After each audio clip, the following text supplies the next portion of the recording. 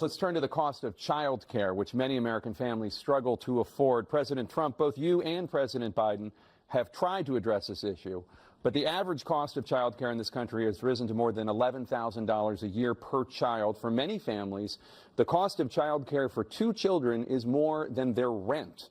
In your second term, what would you do to make childcare more affordable?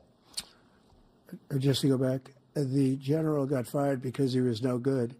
And if he said that, that's why he made it up. But we have 19 people that said I didn't say it, and they're very highly respected, much more so than him.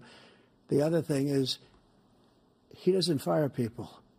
He never fired people. I've never seen him fire anybody. I did fire a lot. I fired Comey because he was no good. I fired a lot of the top people at the FBI, drained the swamp. They were no good.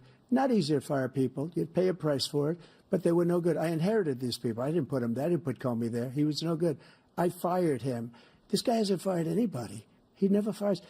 He should have fired every military man that was involved with that the Afghanistan horror show, the most embarrassing moment in the history of our country.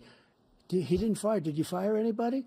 Did you fire anybody that's on the border, that's allowed us to have the worst border in the history of the world? Did anybody get fired for allowing 18 million people, many from prisons, many from mental institutions? Did you fire anybody that allowed our country to be destroyed?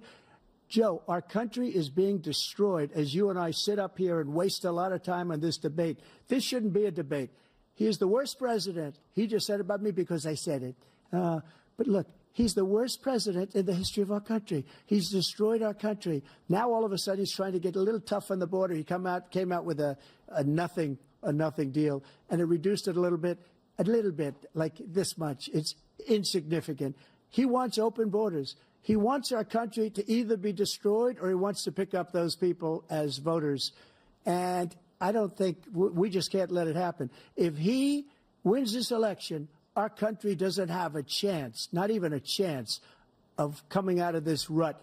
We probably won't have a country left anymore. That's how bad it is. He is the worst in history by far. Thank you, President Trump.